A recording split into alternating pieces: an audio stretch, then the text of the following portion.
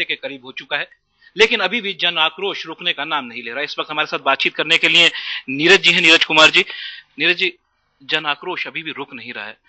कल जो हुआ, लोग कहते हैं कि बहुत बर्बरता रूप से आप लोगों ने जो है, दिल्ली पुलिस ने खासतौर से महिलाओं के साथ जो है वो गलत बर्ताव हुआ, आप लोगों ने लाठी चार्ज किया, शायद उसकी जरूरत नहीं थी। आप उसको जस्टिफाई कैसे करेंगे जो कल हुआ? देखिए, कल सारे दिन मैं अपने कंट्रोल रूम में वीडियो स्क्रीन्स पर जो कुछ भी वहां हो रहा था मैं देख रहा था। सबसे पहले तो ये समझना होगा कि पुलिस को कोई खुशी नहीं होती है, कोई आनंद नहीं आता है किसी पर लाठी चार्ज करने में, किसी पर वाटर कैनन चलाने में, किसी पर टीयर गैस शेल फायर करने में। दिल्ली में कितने सारे डिमॉन्स्ट्रेशन होते हैं, कितने सारे जुलूस निकलते हैं, क्या हम लोग सब में ऐसा करते हैं? नहीं।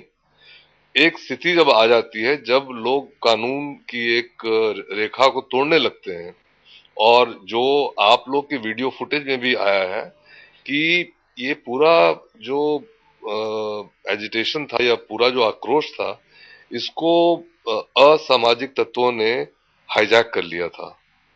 और इन असामाजिक तत्वों के हाईजैक करने से ये प्रोटेस्ट जो है ये वायलेंट हो रहा था। ये लोग बार बार हमारे पुलिस बैरिकेड को तोड़ रहे थे, बार बार ये खंभों पर चढ़ जाते थे। आपने ये भी देखा होगा, एक दूरदर्शन की सफेद गाड़ी थी SX4, उसको उन्होंने ओवरटर्न कर दिया। उन्होंने वहां रिपब्लिक डे परेड के सिलसिले में जितनी बैरिकेडिंग लगी हुई है उसके तमाम बल्लियों को निकालकर उसका बॉन फायर बना दिया, और पुलिस वालों पर उन्होंने बार बार हमले किए। इसमें हमारा एक सिपाही कांस्टेबल सुभाष तोमर कल रात से वेंटिलेटर पर है, और मैं भगवान से प्रार्थना करता हूं कि वो किसी तरह से बच जाए। हमारे 60-65 लोग जो हैं वो इंजर्ड हुए हैं, किसी को थोड़ी चोट, किसी को ज्यादा चोट। हमारे एडिशनल कमिश्नर जो वहां के हैं, हमारे एडिशनल DCP जो वहां हैं, उनको चोटें लगी हैं। तो एक ऐसी स्थिति पैदा हो गई थी जबकि हमें फोर्स का इस्तेमाल करना पड़ा। पर नीरज जी, दिल्ली में इतनी सर्दी और वाटर कैनन आप इस्तेमाल कर रहे हैं, मतलब आपने देखा होगा कैसा टेम्परेचर रहा है। अ, ऐसा क्या हो गया कि अचानक कि ये क्या हुलिगन्स मिक्स हो गए थे? क्या हो गया था ऐसा कि इसके अंदर कि अचानक आपको फोर्स का इस्तेमाल करना पड़ा? पिछले 2-3 चल रहे हैं, ऐसा क्या हो गया? ये आपके वीडियो, आपके ही चैनल के वीडियो फुटेज में अगर आप उसको गौर से देखें तो आप देखेंगे कि उसमें असामाजिक तत्व शामिल हो गए थे। आज हमारी एक मीटिंग NGOs के साथ भी हुई है। उन लोगों ने लेफ्टिनेंट गवर्नर को भी बताया है कि उसमें ऐसे लोग भी थे जो भद्दी भद्दी गालियां दे रहे थे, और औरतों को गालियां दे रहे थे, औरतों के साथ बदसलूकी कर रहे थे। तो जैसा मैंने पहले कहा कि ये जो प्रोटेस्ट है, ये इनमें से एक हिस्सा था जो वेल मीनिंग प्रोटेस्टर था, जेन्युइन प्रोटेस्टर था। एक हिस्सा ऐसा आ गया था जो असामाजिक तत्वों का था। लड़कियों के साथ बर्बरता की गई, वहां पे महिला पुलिस क्यों नहीं थी? हमने आपने वीडियो फुटेज में भी देखा होगा कि मेल पुलिसमैन जो फीमेल लड़कियों के साथ जो है वो खींचातानी कर रहे थे, उस तरह क्यों आ गई?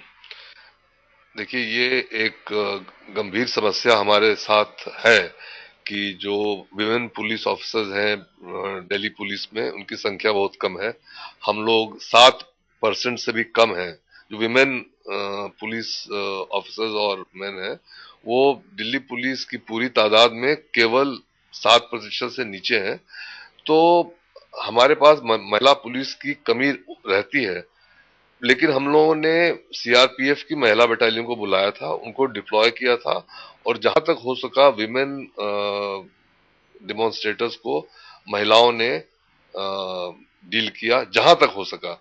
लेकिन मैंने भी देखा है वीडियो फुटेज में कि कई दफा मर्दों को, मेल पुलिस ऑफिसर्स को फीमेल डिमॉन्स्ट्रेटर के साथ जूझना पड़ा।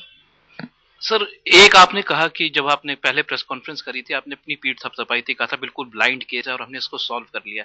लेकिन जब अकाउंटेबिलिटी की बात आई तो आज लेफ्टिनेंट गवर्नर ने भी कहा, एक ACP को सस्पेंड कर दिया गया, एक DCP को शोकॉज नोटिस दिया गया।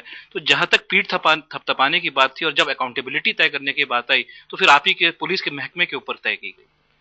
पीठ थपथपाई गई उन लोगों की जिन लोगों ने इस केस को चंद घंटों में वर्कआउट कर लिया गया। उनके खिलाफ कोई एक्शन नहीं हुआ है जिन्होंने इस केस को क्रैक किया है। एक्शन जो माननीय उपराज्यपाल महोदय ने लिया है, उन्होंने पुलिस के अलग विभागों की अलग अंगों के खिलाफ लिया है।